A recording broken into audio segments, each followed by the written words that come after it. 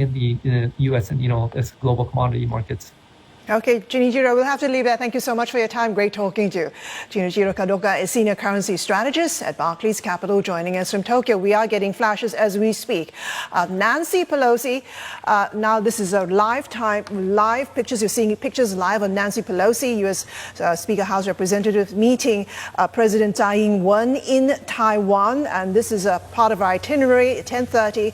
Earlier, she had gone to the Legislative Yuan, where she met big four political parties. And she also had a virtual meeting with TSMC chairman. This is all part of a visit to Taiwan. Emily, it seems like she's on schedule.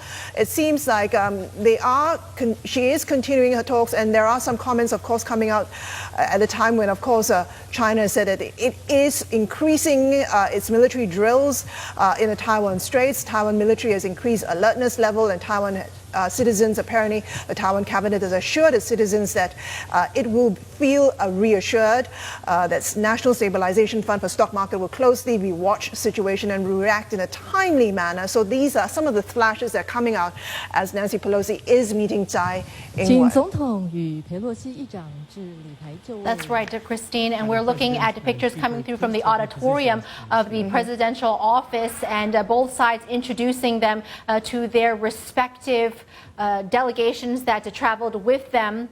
Now they're appearing on a stage, and this is going to be a meeting that is conducted in English. There we see the American Institute in Taiwan director Sandra Oudkirk. She is going to be sitting on the left side of the screen, and on the right side would be the Vice President Lai Ching-te. So we're looking at live pictures coming through from the presidential office as House Speaker Nancy Pelosi visiting that of President Tsai Ing-wen. And Christine, what's important to note here is the reaction in the stock market, because Taiwan's cabinet says that the National Stabilization Fund for the stock market will closely watch the situation and react in a timely manner. This is the stabilization fund that is used when we could see huge swings in the market yesterday across Greater China.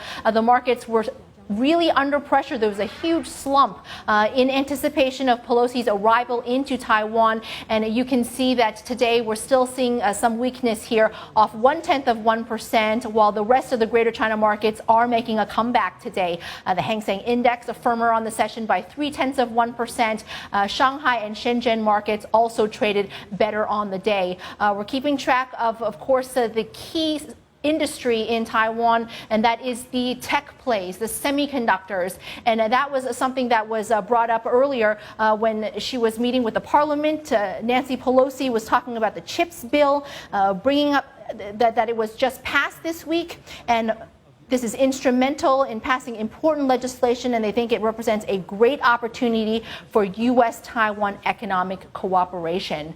So we're just looking at these live pictures, Christine. Emily, thank you so much for that. Live pictures indeed of Nancy Pelosi taking a photo with President Tsai Ing-wen. Now let's get more reaction analysis. Stephen Roach, senior fellow at Yale University, joining us from New Canaan, Connecticut. Stephen, good to have you with us. At a time like this, when you watch these scenes and video of Tsai Ing-wen meeting Nancy Pelosi, I mean, we seem to have averted any sort of military confrontation for now, but what's next? How do you think China is going to retaliate? Well, look, I think it's tempting to analyze this visit in isolation based on what we are seeing on the screen right now.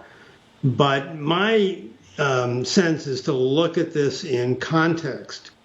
In the last 5 years, the U.S. and China have moved into a trade war, a tech war, and now the early stages of a new Cold War. Conflict is escalating, and it's escalating at an increasingly rapid rate. And so to have this visit come in the midst of this escalation of conflict is extremely worrisome to me. I think that China will not take any reckless steps, but I definitely think it has already put its military on alert. And I've just written a book called Accidental Conflict that will be published shortly. And my key premise is, in a period of escalating conflict, it doesn't take much to spark a major accident. And I worry that this type of confrontation over Taiwan could well be a spark to a most unfortunate accident. We are seeing pictures, of course, President Tsai Ing-wen making a speech right now, and is being carried out, I believe, in Chinese. So let's dip in for a little bit, Stephen, and take a listen to what she has to say. 也会针对台美关系交换意见，很高兴这一次能在台湾跟议长见面。 I would like to extend a very warm welcome to Speaker Pelosi and the delegation. In our previous transit stops in the United States, Vice President Lai and I had always received calls from the Speaker to welcome us and exchange views with us on Taiwan-U.S. relations. I am delighted to meet face-to-face with the Speaker in Taiwan this time. 裴洛西议长是台湾最坚定的友人，各位议员也都是美国众议院重要的领袖，长期在各领域积极推动台美关系的进展。非常感谢各位此次来台访问，展现出美国国会对台湾坚若磐石的支持。Speaker Pelosi is truly one of Taiwan's most devoted friends. The representatives here today are all important leaders in the House and have long made proactive efforts to promote progress in Taiwan-U.S. relations in all areas. We are truly grateful to you for making this visit to Taiwan to showcase the U.S. Congress's staunch support for Taiwan. 裴洛西议长和台湾有很深的 And that was the 渊源 opening address of President Tsai Ing-wen to Nancy Pelosi, welcoming her at a time like this. Nancy Pelosi's visit, of course, is the highest ranking, one of the most senior, highest ranking official to visit Taiwan in recent years. Stephen, how much is this going to exacerbate China-U.S. tensions, and how big a headache does this pose to President Biden in trying to engage in future dialogue with China? The Speaker visited Taiwan. Well, as I said earlier, we're on a trajectory of escalating conflict, and this will certainly make matters worse. It plays well to local politics in the United States and in Taiwan, but it does not play well to geostrategic forces that are pushing these two nations apart. And so the ability of the leadership in both the U.S. and China to arrest this conflict is compromised by this basically pouring salt in an open wound for China. That's not to say that China should be let off the hook for some of the concerns that Speaker Pelosi has raised, but to raise them in the context of a deteriorating relationship is asking for more serious repercussions and a much more difficult and intractable path to resolution. And we are not on a path to resolution. This visit, if anything, pushes that point of coming back together again further apart rather than bringing it closer together. Stephen, this is Emily joining the conversation. Now, we had Speaker Pelosi originally was intended to go to Taiwan in April of this year, but she had come down with COVID, so the trip was canceled. Do you think that she was basically left with not much wiggle room, or just basically no other decision but an obvious move to travel to Taiwan? In her official itinerary, it included a trip to Singapore, Malaysia. The next stop will be South Korea and then Japan. She's already in the region. She had no other move but to come to Taiwan, because basically everybody here was guessing, will she or won't she, if this was not part of the official itinerary. What do you make of this? Well, Emily, I mean, it's her choice. And she has a long history of being very supportive of Taiwan, while at the same time being very aggressive and antagonistic toward China. And if she chose to do the trip last April or now 3 months later in July, the outcome would have been the same. It occurred in the context of a sharply deteriorating relationship between the United States and China. This is making matters worse from a relationships perspective, even though it plays well to domestic political constituencies, both in Taiwan and the United States. And so it's, up to the speaker what's more important to her, domestic politics or trying to fix a troubled and worrisome deterioration in the world's most important bilateral relationship. We can also talk about the economics of it because on the idea of chips, this morning we heard from the Chinese Commerce Ministry that they have now suspended the exports of sand, natural sand, to the island. This is a key component for semiconductors, and that is really a key industry for Taiwan with their crown jewel, TSMC. Having said that, TSMC is also building out a factory over in Arizona in the United States, $12 billion investment over there. And Nancy Pelosi also having a meeting with TSMC earlier this morning. Can you assess this from the economics of it all? The importance of chips, and we all know how important the shortage of chips worldwide now is in prompting ongoing and seriously disruptive supply chain disturbances with enormous implications in Asia, the United States, and Europe, and a major contributor to sharply accelerating inflation. So, Taiwan is clearly the world's dominant producer of chips, and anything that throws, that production process into disarray on a short-term basis will have further consequences. I can't imagine that China would hold to this tactic indefinitely, because it needs chips from Taiwan as badly as anyone else. So I think at worst, this is a short-term issue. The factory that's being built in Arizona will not come online for a number of years, and so that again is no immediate panacea to a shortage of global semiconductor capacity. Stephen, we know that China has been steadily reducing its holdings of U.S. treasuries. Could this visit somehow strengthen China's resolve to accelerate that pace? And how problematic will it be for the deficit-stricken U.S. economy? Well, look, that's always been China's nuclear option. They have reduced. Stephen, I need to interrupt you for a little bit because Nancy Pelosi is speaking. Sorry to interrupt. Let's dip into what she has to say. We're so proud of your leadership, a woman president in one of the freest societies in the world. There's great immense admiration for your leadership and great personal humility that I accept this award.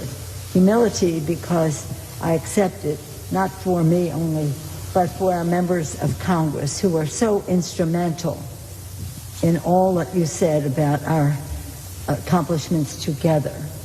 Democrats and Republicans, House and Senate, both sides of the aisle, united in our support for Taiwan.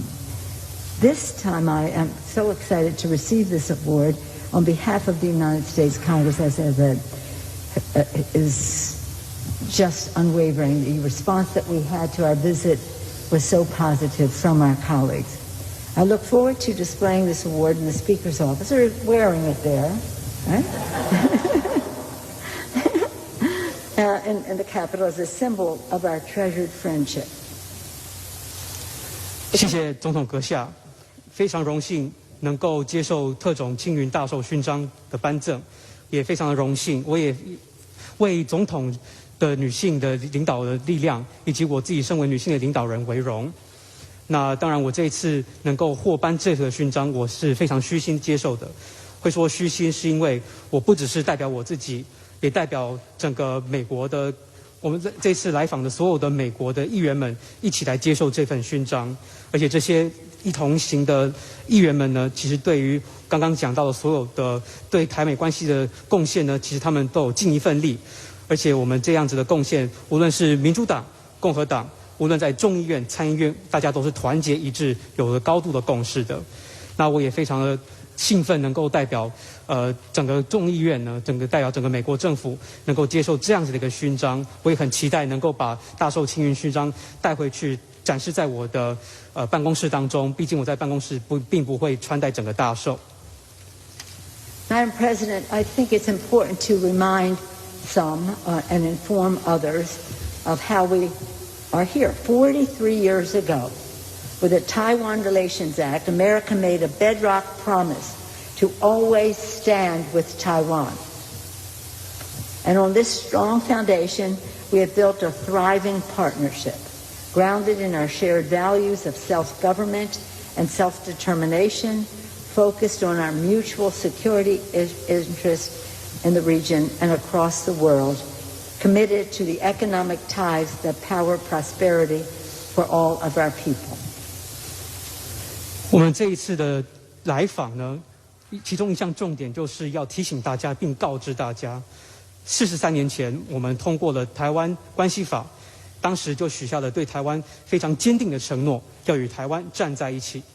在这个基础之上，我们行出了非常繁荣的合作关系跟伙伴关系。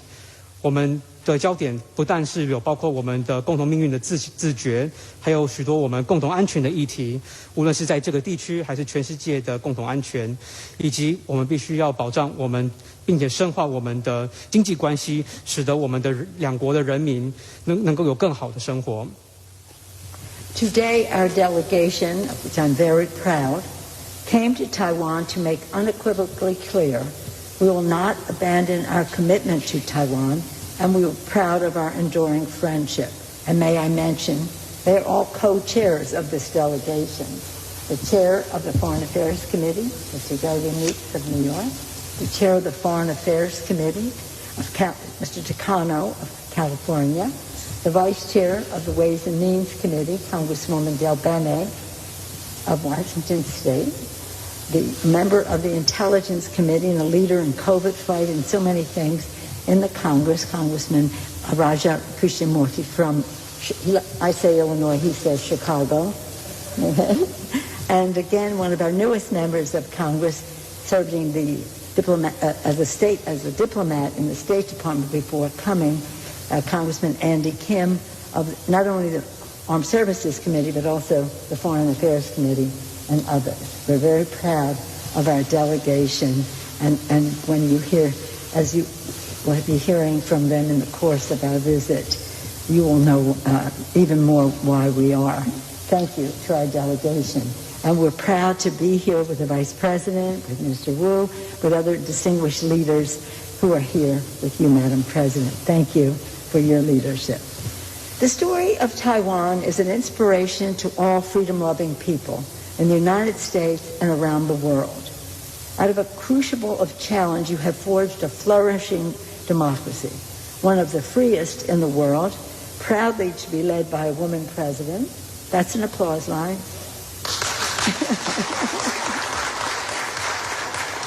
我们这一次访团非常的荣幸能够来到台湾，我们要必须向外界宣示，我们非常清楚的表达，我们绝对不会背弃对台湾的承诺。这次来访的许多议员们，他们也都是在各委员会当中担任主席或副主席或其他的要职，例如说外交委员会的主席比克斯，退伍军人事务委员会的主席高野，税计委员会的副主席戴碧妮，情报委员会以及防疫许多方面的贡献者克里绪纳莫提，军事委员会以及外交委员会的成员金安迪等等，他们都非常荣幸能够来到台湾，也非常感谢这些议员们跟我随行一起来访。那我也很高兴，也很荣幸能够在这边见到副总统、吴部长，以及蔡总统，以及非常许多杰出的台湾的政治领导者，非常感谢各位的领导。那台湾的故事呢，其实就是一群热爱自由民主的人民的故事。那其实我们在美国也在全世界都有许多这样子热爱自由的人民。And Taiwan has been an island of resilience in the world. Indeed, the people of Taiwan have proven to the world that with hope, courage, and determination, it is possible to build a peaceful and prosperous future, even in terms of the challenges you face. And now, more than ever, America's solidarity with Taiwan is crucial, and that is the message we are bringing here today. 台湾是一个韧性之岛，台湾的人民也向外界证明了，只要有希望、有勇气、有决心，一定能够打造一个和平又繁荣的未来。尽管台湾面临着这么多的严峻的挑战，但美国与台湾的团结也非常的重要。我们这一次来访，就是要向外界彰显像这样子的美台之间的团结。When we travel and leave the country as a congressional delegation, security, to protect our people as well as global security, economy to spread prosperity in our own country and others, and governance are three principal pillars of our travel. In all three areas, we have great cooperation and friendship with Taiwan, and we value that. I just do want to mention and congratulate Taiwan for your governance of the COVID issue, the COVID pandemic.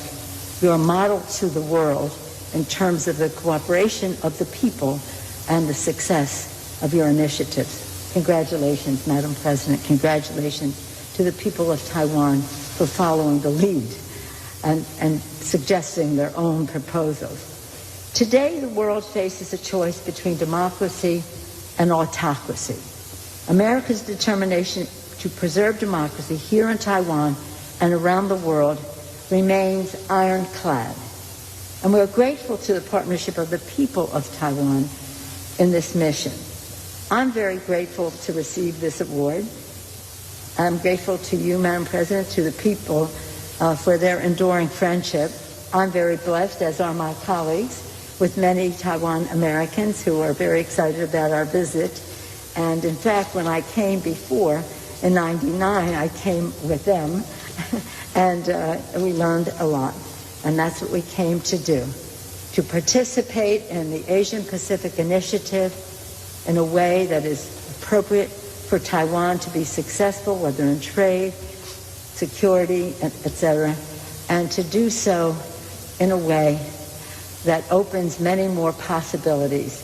We came here to listen, to learn, and what do you know? I got this beautiful, beautiful, beautiful award, the Order of Propitious Clouds with Special Grand Pardon. Thank you, Madam President. Thank you so much. 这一次我们访问亚洲各国，我们有3大支柱，3个主要的重点，一个就是安全，人民的安全，全球的安全；经济，也就是说我们要创造未来的繁荣，能够加惠更多的人，以及 And we were just listening to Nancy Pelosi, U.S. House Speaker. She was given an award by President Tsai Ing-wen, the Order of Propitious Clouds with Special Grand Cordon. That's to mark an outstanding stateswoman with remarkable erudition who has played a key role in promoting relationships between Taiwan and the U.S. Her contribution has earned her the sincere gratitude of Taiwan. Now, as we were listening to comments from Nancy Pelosi, she was also making note of the female president in Taiwan in accepting the award. She commented on bipartisan support for Taiwan within her delegation and in the United States, receiving a positive response from her colleagues in making this trip to Taiwan. Let's bring back Stephen Roach. Stephen, you've been listening into some of the comments that Pelosi was making. She said that her congressional delegation had 3 pillars that they were focusing in on, including security and governance. We're looking to President Xi and President Biden. They recently had a summit. Now, the expectation now is for them to have a face-to-face meeting. What do you think is going to happen to that? Do you think it will happen? And if it does, how will it pan out? Well, let me answer that, but let me say one thing. I entirely agree with Speaker Pelosi when she said that the support for her visit has strong bipartisan backing. There's basically no issue that both political parties in the United States agree on at all these days, except they are united in their negative assessment of China. So she is definitely representing that strongly negative bipartisan consensus. Against that backdrop, the call that President Xi and Biden had last week really accomplished nothing. It was scripted bluster with both presidents repeating their talking points that they feel strongly about the positions that both nations uphold.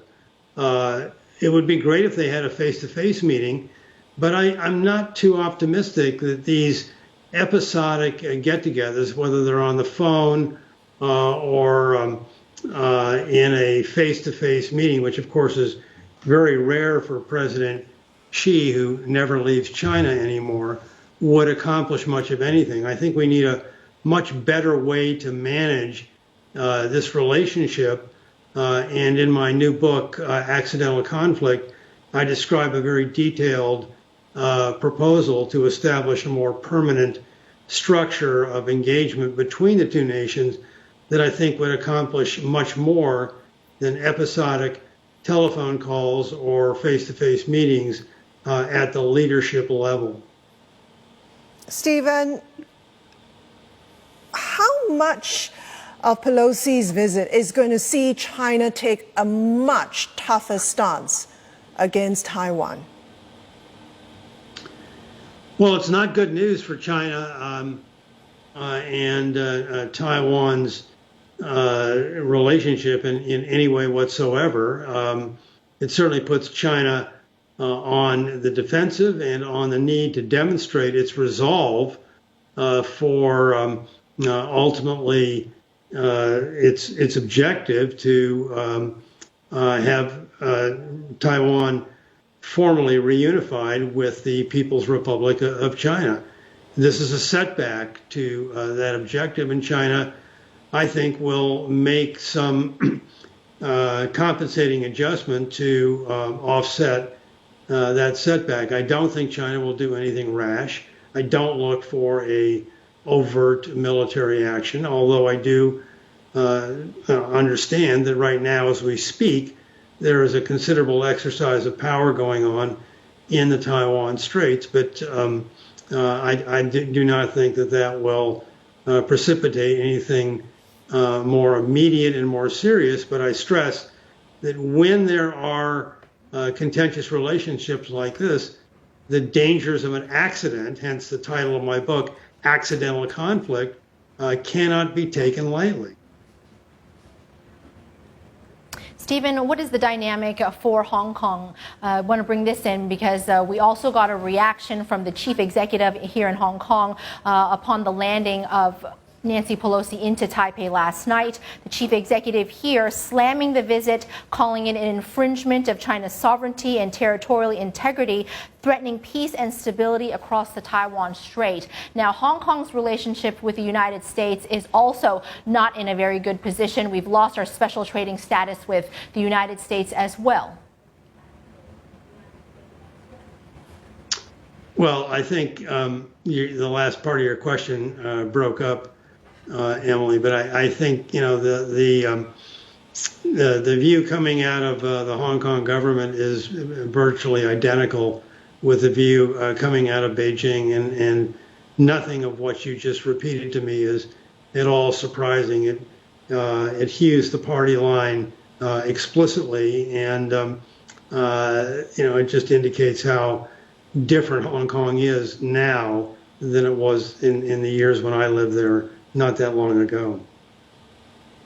Stephen, when you look at what the U.S. is trying to achieve, how much of its strategy is simply to create tensions overseas, to create problems overseas, create a good war, if you may, overseas, simply to distract problems at home? Yeah, we used to call that wag the dog after a famous movie about 30 years ago.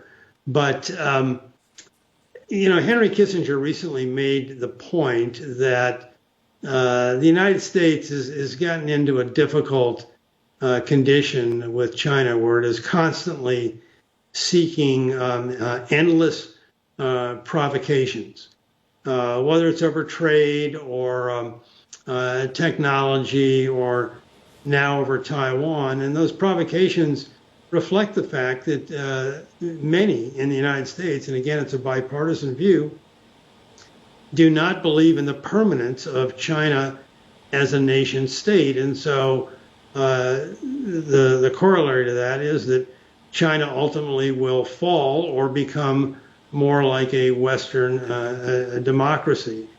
And that is very much at odds with the notion of an enduring China, which of course is the point of Xi Jinping's now famous Chinese dream.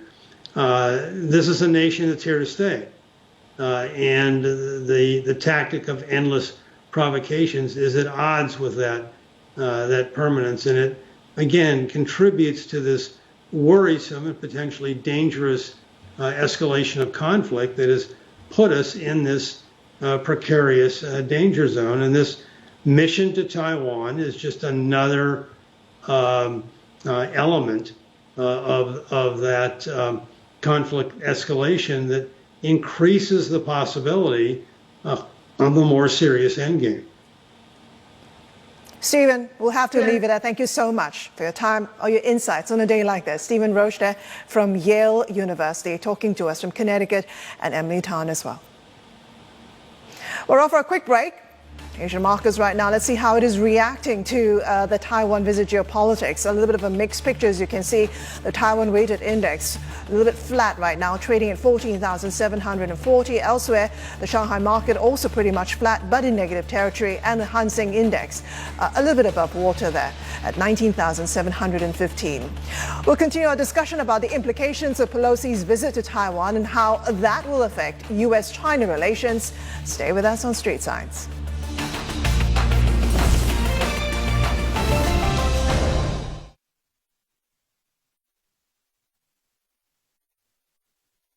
Sharpen your investment strategy on The Exchange. Weeknights. Commit to energy. Focus on innovation. Discover the next growth opportunities. Climate technology. All you need to know to invest in the future. The ultimate source. CNBC.com/climate. Truth has always mattered. This is a power play. There's no mistaking that. Telling it completely and fairly has always been difficult. Senator, the frustration has been enormous across this nation. We want to give the viewer as much access to the levers of power as we can. Have you talked to the governor, and can he explain this? We're committed to seek the truth, find the truth, and tell the truth.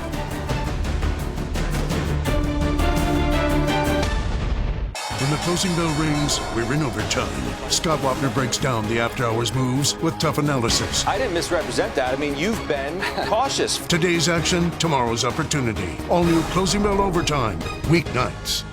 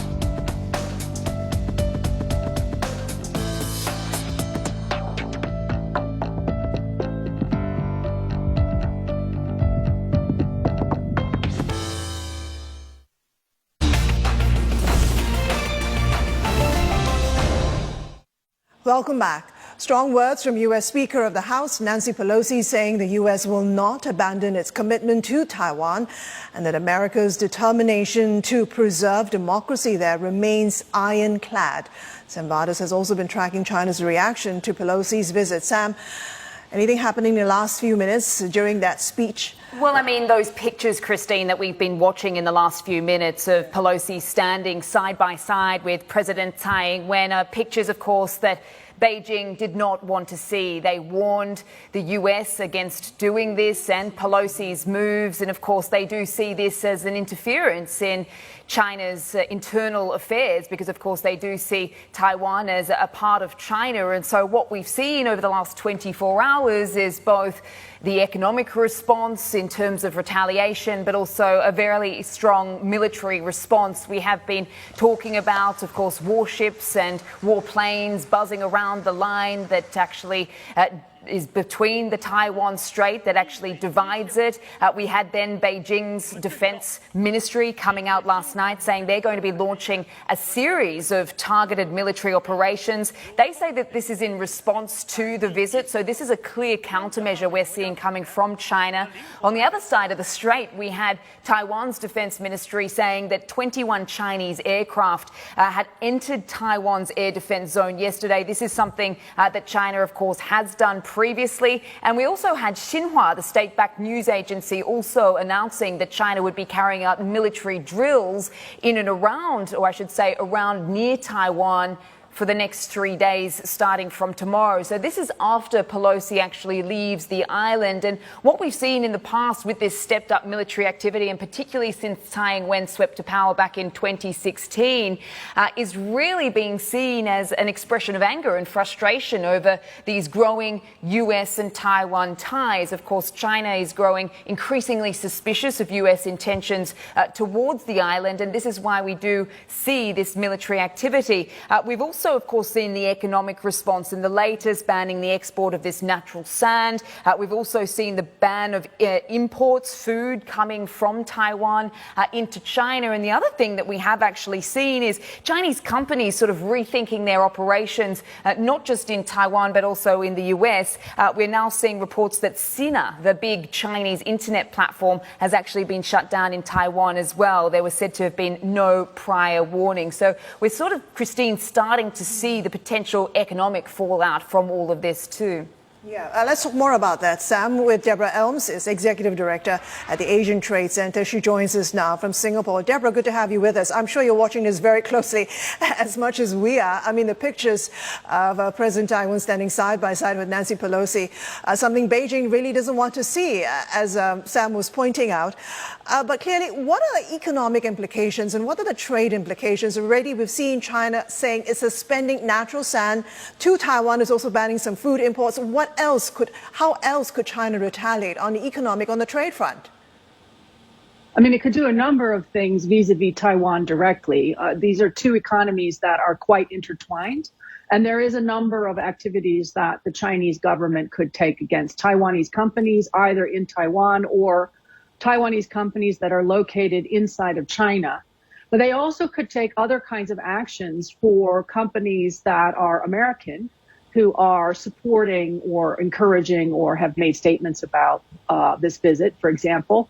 And I think in general, the bigger worry is that this shows the potential risks that companies face in engaging in trade, where politics is increasingly intruding on the economic sphere. A lot of U.S. businesses have businesses and offices and operations in China. How big of risk do they pose? I mean, how big of risk is that for the U.S.? Do you think China is going to do anything about these overseas U.S. companies in business in China? Well, I don't think over this particular visit, but I think what the visit does do for a lot of corporate executives is it reminds them that risk is becoming a real challenge, and that the kinds of risks that you face as a business are changing day by day. In the past, a lot of companies were able to say, well, that's politics, that's security, this is what we do, and keep them quite distant from one another. And I think the more we have incidents like this one, the more challenging it becomes for companies to say that is someone else's problem and this is mine, because increasingly risk is both political security and economic. And I think for companies, that is a new realization. Now, what you do about that is a different question, but at least it's becoming a front and center concern for an awful lot of companies, particularly American businesses. Yeah, and of course, no doubt, Deborah, one way we've seen China hitting back at companies is through these consumer boycotts. But I mean, when you look at the military response that we've seen, no doubt this stepped up activity has been raising concerns about a potential miscalculation. We were speaking to Stephen Roach just in the last hour about that. How critical, could you tell us, how vital is the Taiwan Strait and the South China Sea, for that matter, in terms of the role that both of these waterways play in the global supply chain?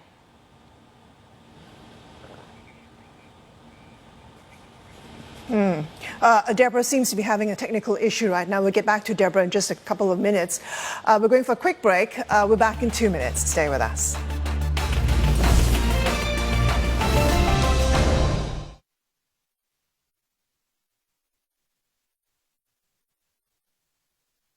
We're back together at the New York Stock Exchange. Understand what's moving and why. Be ready before the opening bell.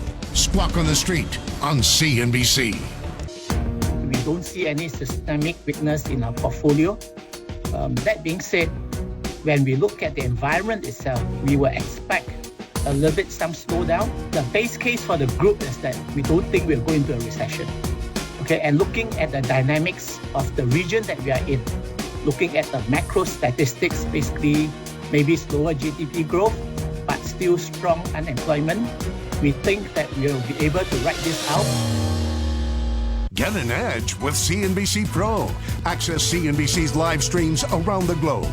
Actionable investment ideas and analysis exclusively for Pro subscribers. Start your 7-day free trial today at cnbc.com/pro.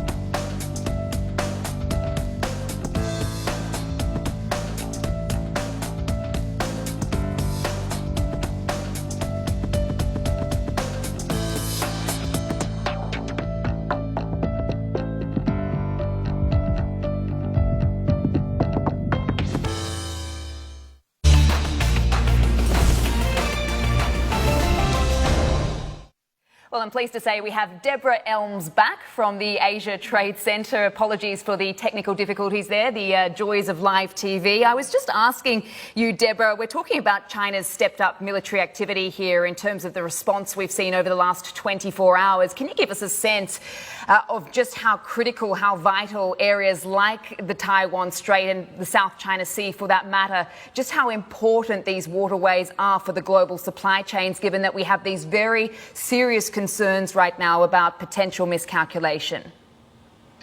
I think there are good reasons for being so worried about this, because a huge amount of global trade moves through those waterways and goes in and out of the ports, particularly Chinese ports, to other parts of Asia, to the US, and then off to Europe. This is a critically important part of the global economy and the trade lanes that are used by shipping.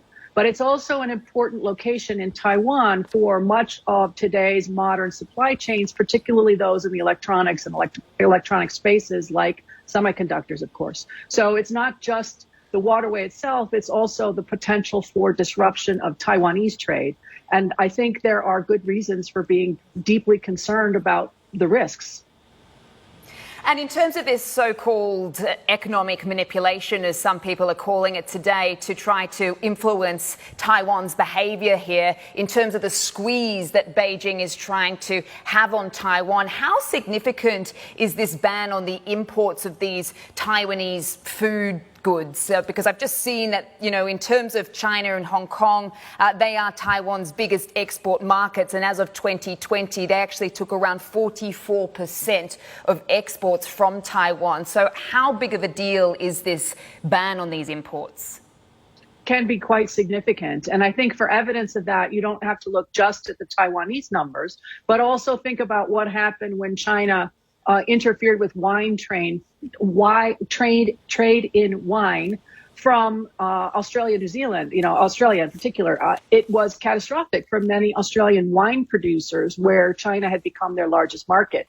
And I think there are economic tools that in the past we might not have considered using, but clearly governments have gotten much more comfortable with using economic tools to reinforce political or security messages. And we see that again with a ban on agricultural trade.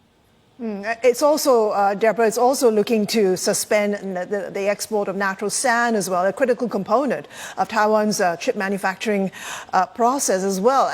And this is going to be a problem, isn't it? Because Taiwan's role in chip manufacturing is actually a global business, and potentially it could have disruptions worldwide. It could be quite serious. I think sand may be easier to replace, but again, the short-term consequences could be significant, and you will have to potentially pay more. So it's another price stress at a time of rising inflation. And I think for governments and for companies, that's a real problem. I mean, anytime we have a disruption in already disrupted supply chains, anytime we have additional price pressures, that's creating additional tensions in the global economy. So essentially, this all means, you put it all together, Deborah, prices are going to go up. We're going to all be faced with increasing inflation, and this is never going to go away.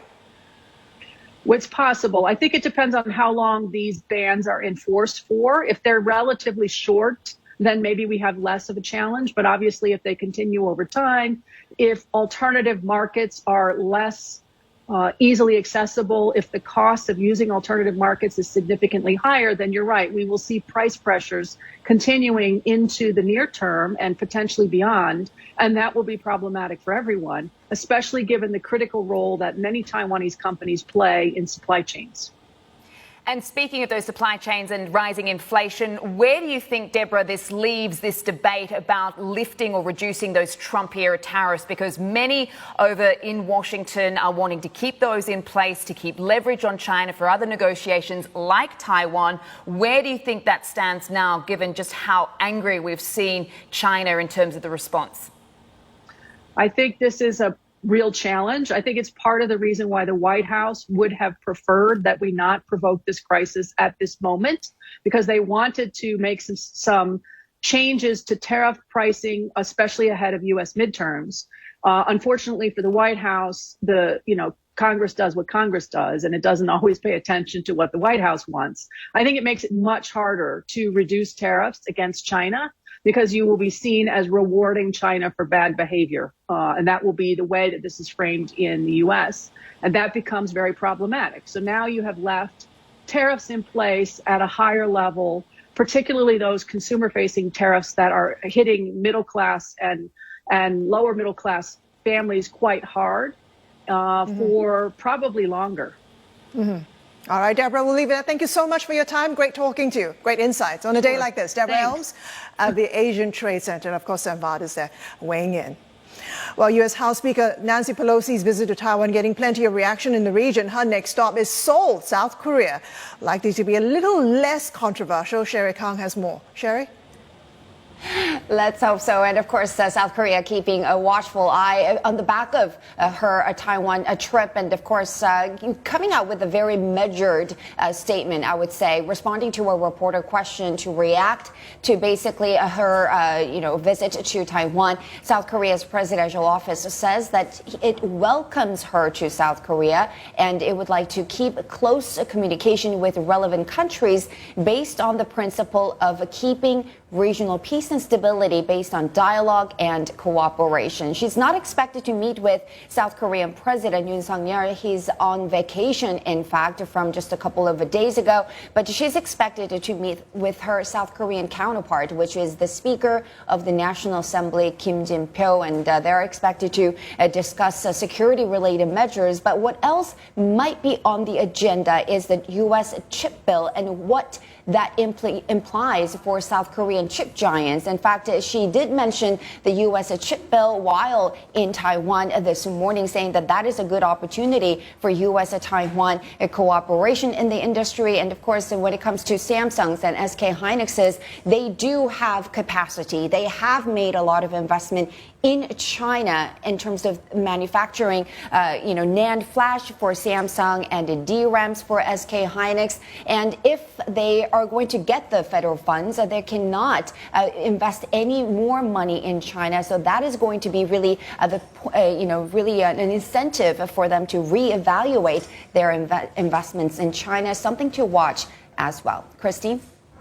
Sherry, thank you so much for that. Well, just ahead, U.S. Treasury yields in focus following a series of hawkish Fed remarks. Several Fed officials saying the central bank not done with its battle to cool inflation. Details when we come back.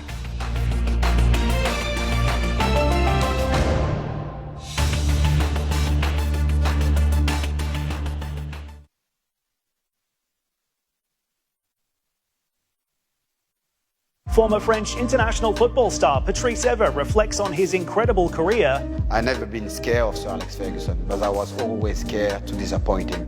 When I was playing football, I was a war machine.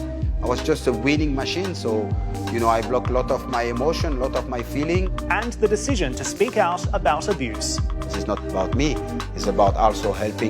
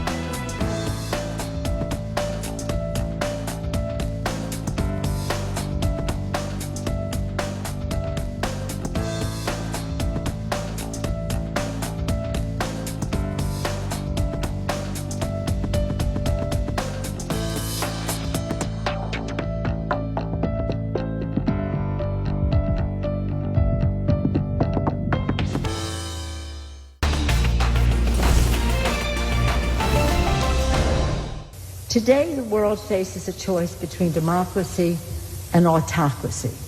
America's determination to preserve democracy here in Taiwan and around the world remains ironclad.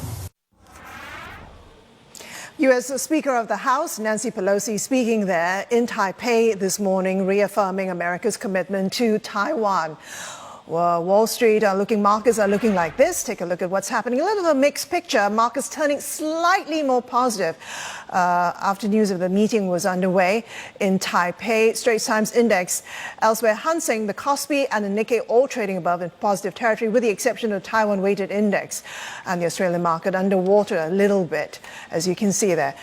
Japan, of course, returning to trade after lunch in positive territory.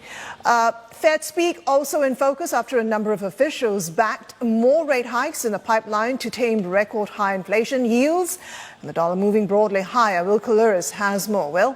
Good morning, Christine. Yeah, it's a really interesting situation because when you think about Nancy Pelosi and all of the impact she's having on the geopolitical front, you're not seeing the reaction playing through for the markets. And in fact, the biggest driver of market activity has indeed been the raft of Fed speak that we did get coming through this morning. A number of Fed officials, the non-voters, were suggesting that the Fed is going to continue hiking in order to tampen down inflation, that the market participants weren't necessarily pricing in this Fed aggressive behaviour at the same time. And you can perhaps discount some of these members that weren't necessarily voting members. But when you look at some of the commentary coming via the way of James Bullard suggesting that you do need to maintain this kind of a policy in order to deal with inflation, even as he was also suggesting that you are going to expect, or he expects at the very least, higher growth playing through in the second quarter. And you heard from Mary Daly as well, the San Francisco Fed president, and basically what she was suggesting is she doesn't understand why the market is pricing in the easing coming through into 2023, considering the data that we have been seeing. And that is the core thing coming via the way of the Fed, how much they are going to be data dependent moving forward. So just to get you across where we have been seeing reactive action, look at that 10-year right now. It is printing at 270. Over the course of the Asian session, you have seen a little bit of a run into the treasuries, but you're only talking around about 3 basis points. It was at 255 yesterday. You're seeing that inversion playing through. What you can't see there is that 3-month T-bill that is catching the 10-year yet again. There was that brief inversion that we did see yesterday. Right now it's sitting at around about, let's call that the 255 mark. So you're talking about a 15 pip differential there. That again is significant when you're talking about the recessionary or the inversion signals that does indeed send. But you heard Christine mentioning the dollar before. Bring up the DXY because you saw a considerable run in the DXY last night. So you're looking at that right now at 106.31. It's come off a little bit in the Asian session, but it jumped by around about 0.6% yesterday. So again, all of this talk that you were seeing about this risk-off trade coming through, not necessarily reflected in some of the other currencies as well, because the DXY was stronger. You saw the yen retracing. It's now back to around about that 133 mark. Some were suggesting that it was that flight to safety coming through yesterday. Most decidedly not the case, considering the activity that we have been seeing. It's sitting at that 133 mark. So what will be important moving forward when it does come to all of these inputs, if the markets choose to continue ignoring this news that Nancy Pelosi is obviously creating when it does come to Taiwan, is the NFPs that we are going to get coming through on Friday, whether or not you do see a considerable downturn in that respect, Christine, and also the continuing eye that I suppose everyone's putting on what's coming out of Europe, what the BOE decides to do in terms of their rate hiking. Are they going to go the whole 50? And then obviously the raft of data that we can continue to expect moving into August when it comes to inflation. I mean, one word is coming into my head: complicated. Yeah. Everything is getting so complicated. We need to, sift out through all this noise and figure out what to do as an investor, isn't it? Exactly. Let's talk more about that. With Rob Carnell, Chief Economist and Head of Research, Asia Pacific at ING. He joins us now from Singapore. Rob, good to have you with us. At a time when the world, or Asia, the region, is worried about inflation, recession, high interest rates, supply chain disruption coming from Russia, Ukraine. Now Nancy Pelosi's visit to Taiwan, sparking China to take a series of steps in terms of trade, banning trade, food, sand to Taiwan. How destabilizing is her visit to Asia economies and trade here in the region? Well, there's no doubt that the timing of this visit is extremely poor. Tension between the US and China has rarely been worse, and then you get this on top of this. So by no stretch does this help the economic backdrop for Asia. I mean, what we're seeing now is, Asia's looking as a result of this like, a somewhat unstable region that people, perhaps from Europe, perhaps from US, are looking at and going, do we want to be investing here? There's stuff going on. There's a sort of residual worry about, what Kim Jong-un says from time to time, and North Korea as well. The China spat continues to go on. It doesn't help those investment flows. It doesn't help growth in the region. And all of this this sort of political ruction, it basically adds cost. I think, as your earlier speaker was saying, it adds costs to doing business in the region, doing business within the region and elsewhere out in the globe, which of course doesn't help the growth outlook. So essentially what you're saying is going to trigger outflows, whether it's investment or business, out of this region because of the noise we're hearing from this visit. Well, whether it's outflows or just net inflows diminish, it certainly doesn't improve the situation. Okay, Rob, considering everything that we are currently seeing right now, because you've got everything that you're mentioning when it does come to this Pelosi visit, you've got the deteriorating situation in Europe on the gas front, Putin weaponizing the gas supplies. Where do you invest then? Because it's not like the US isn't with its own concerns when it comes to the recession prospect. Yeah, well, I think until this morning, I would have said, well, you pile into US Treasuries, and of course that wouldn't have got you very far, would it? Because right on the back of that, you've got all the Fed speakers you mentioned, Daly, Mester, Evans coming out and saying, right, we haven't stopped yet. But actually, I mean that story probably does still hold true, but it looks like we have to go through a correction first. I mean, the market, I mean, you talked about this. It's fascinating to me. The market has just got way ahead of itself. I mean, it's pricing in the easing before we've even seen what the recession looks like, the recession that could well be hitting. So really, really interesting. And as for payrolls on Friday, I mean, how do you interpret that number? Is a good number a good number? Or, as I would prefer to think, does a good number say, well, this just tells you that the Fed has got that much more work to do because it ain't going to get inflation down just by putting up rates. It has to slow the economy. It'll, in all likelihood, have to push up the unemployment rate and slow down the rate of job creation in order to be able to squeeze the demand side enough to get inflation down. So, yeah, I mean, reactions and ructions just likely to continue, I think, for weeks, if not months. So wouldn't that create opportunity, though? Because there does appear to be so much inefficiency when it does come to how things are getting priced at the moment. And you touched on treasuries because, again, you've got the market saying, hey, we think there's going to be the easing. You've got the Fed saying, no, there isn't. You've got a situation where, again, like I'm almost beset to mention this, but in terms of Europe, where you've got the prospect of their stock markets absolutely collapsing. So is there a way to navigate this if you're an investor other than, okay, I'm going to sit on my cash pile and wait this out for the next 6 months? The thing that people often mention about cash at this point is they say, well, clearly it's being eroded by inflation. I think the one thing I'd throw into this is, yeah, and I know roughly where that inflation is. What I don't know is where any of the other stuff is going. So you pay a fixed cost, if you like, for sitting on a cash pile. Yes, it's not great. You see inflation eroding that away.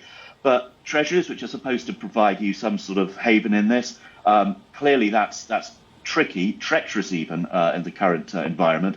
Equities, I mean, they go up unless you really force them to go down. But do you want to be piling into them at this point when you've got the potential for recession, the valuation arguments coming under stress as rates go up as well? So very, very tricky. I mean, it's a perfectly good question that you asked. I'm not sure there are any very good answers at the moment. And sitting on cash isn't a terrible thing to do. What about companies, Rob? What will earnings look like in this environment? I mean, all this talk about recession, stagflation, how much of a squeeze will it put on earnings? Well, you think it's got to, but if you look at the analyst estimate for earnings for the next 12 months, they're still extremely generous. So it's almost like we've never really priced in earnings from the equity perspective. We've seen PE rates come down. They sort of skirted, maybe just sort of nudge a little bit below historical averages. But the earnings themselves have remained very good. Now, if there is at some stage a reaction to that, and you'd think with the likelihood of slower growth, you're getting the sort of pan-national institutions like the IMF and OECD ratcheting down their global growth forecast. The cost side of it's going to be going up. That's a bit of a double-edged sword because it depends whether you're one of the people benefiting from those costs or actually the costs are really the thing driving your P&L. You've got to think that there's a likelihood that earnings are going to be affected by this, and that pushes your PE back up again, so you're going to need to see the price drop a bit further. It's a little bit convoluted, but I think there are a bunch of people out there who are saying, I don't think we've hit bottom yet, and I've got some sympathy with that view. It doesn't feel like we've seen or felt the sort of gut-wrenching selling, big volumes that would typically delineate this is the bottom. We can probably start thinking about the next move. Rob, really quickly, I've got to ask you, and it's going to sound weird saying it, but considering how much of a basket case this economy has been over the last 20 years, but is Japan now the safe place to be investing, considering the BOJ backstops equities, considering the amount of stimulus that they are going to be piling in, that you could relatively believe that you are going to see some sort of security when it does come to your capital investment? I guess the answer to this is if you've got investments in Japan, you might as well leave them there because it's probably, not awful place to be sitting. But would you be piling right